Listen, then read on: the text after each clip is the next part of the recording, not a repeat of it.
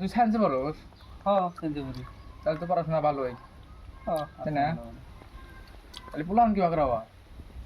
ও Pollan কি করে এটা বুঝান এটা আমাকে সায়েন্স হিসেবে বুঝাতে লাগবে।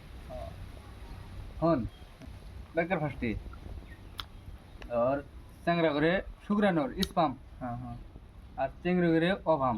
হুম। অভাম হলে ডিম্বাণু। হ্যাঁ ডিম্বাণু। এই দুটা বস্তু একখানে হয়, একখানে হয় ফার্টিলাইজার। হুম।